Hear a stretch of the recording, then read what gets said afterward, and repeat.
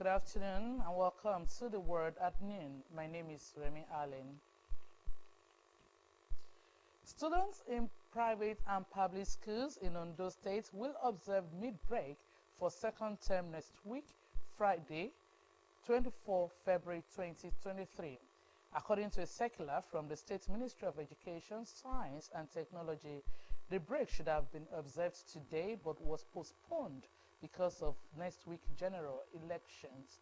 The circular said schools will resume from the midterm break on Monday, February 27, 2023.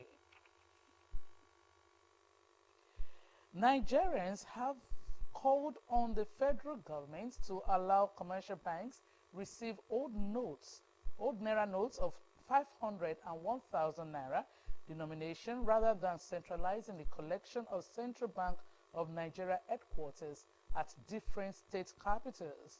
The call follows President Muhammadu Buhari's broadcast to the nation, where he stressed that the old 500 and 1,000 naira notes have ceased to be legal tender.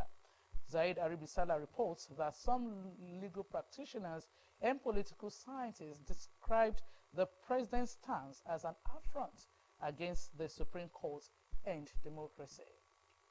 Weeks after the takeoff of the Central Bank of Nigeria Naira redesign policy and the attendant Naira scarcity leading to long queues at commercial banks, as well as days of protest, President Muhammadu Buhari finally makes the much anticipated nationwide broadcast, while stressing the importance of the policy to include boosting economic growth, fight against insecurity, money laundering, among others. The president says the policy has so far yielded success. About 2.1 trillion naira out of the banknotes previously held outside the banking system had been successfully retrieved. Reactions have, however, started trailing some key pronouncements of the president, eliciting divergent opinions from Nigerians. Behind every policy that government come up with, he has his own, they have their reasons. And the reason behind that cannot be far-fetched from the fact that is to better the lives of Nigeria. It might not be, the effect might not be immediate, but it has future effects on our national development. I think the speech of the president tried to down the tension, but I expect that speech to have come earlier than now. That's my observation. It's a thing that will ease the tension in the country now, but I don't think we should wait until we have this kind of unrest, destruction, loss of life, and hardship before this president will speak to us. As President Buhari directed, the old 200 naira be reintroduced to cushion the hardship of Nigerians, a stance that the old 500 and 1,000 naira ceased to be legal tenders was followed by the directive that the old notes be deposited at the central bank like this one in Akure, Ondo State capital, which is playing host to residents and those from outside the state. I'm from Owena, Ijesa, Osun State.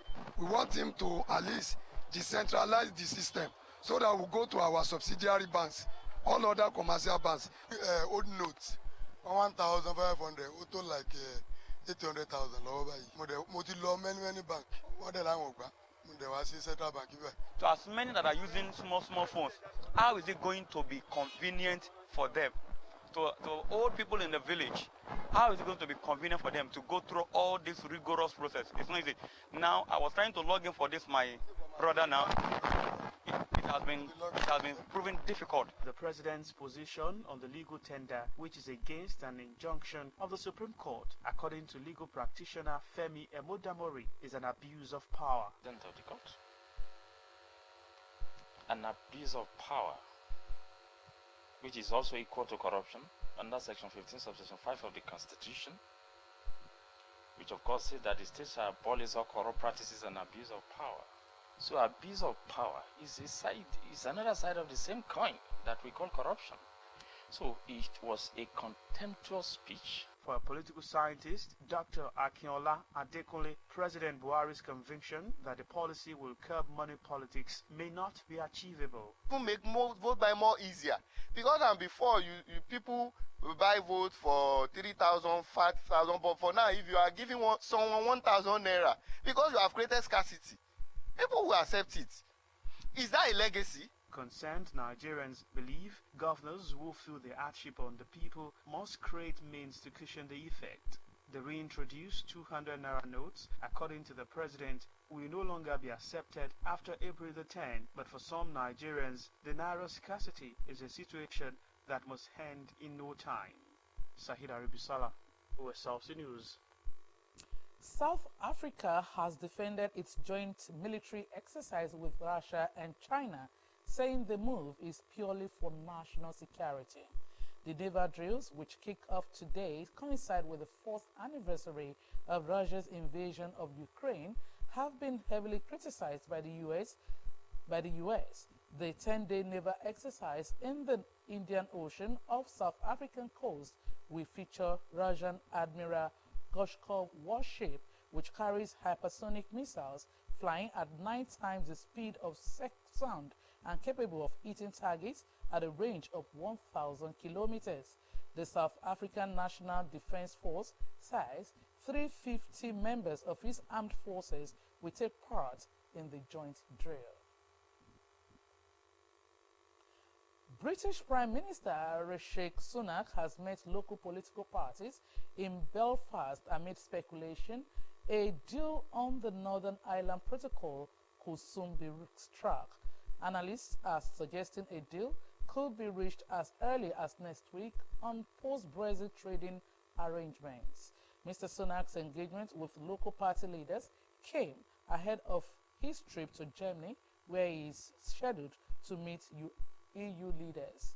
The nation's Foreign Secretary, James Cleverly, has also arrived in Brussels to meet the European Commission's Vice President, Markus Sefcovic, in a bid to find practical solutions that would work for the people of Northern Ireland.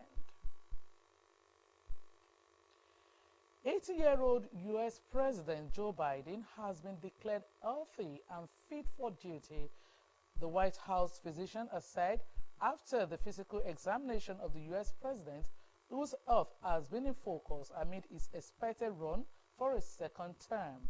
White House physician Kevin O'Connor, in a summary of the health examination, said the president remains fit for duty and to fully execute all of his responsibilities without any exemptions or accommodations. The exam was closely watched as Biden prepares for his expected run for a second term in 2024. The summary said Biden did not have any long COVID symptoms and that his stiff gait has not worsened since his last exam in November 2021. Taiwan says it has found the remnants of what appears to be a crashed Chinese weather balloon.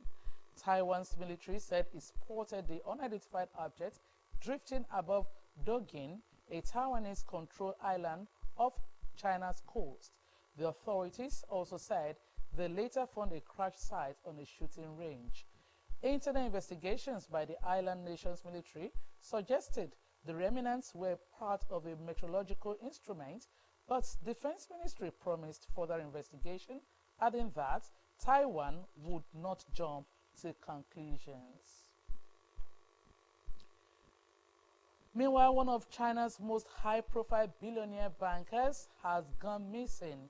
His company has reported to local police that Bao Fan, the chief executive of Chinese Renaissance Holdings, had not been reachable in recent days. Mr. Bao is a leading deal broker in China whose clients include top tech companies Didi and Meituan. His firm's announcement has renewed concerns of a potential Beijing crackdown on finance and tech figures, even as shares in the investment firm has plunged following stakeholders' apprehension.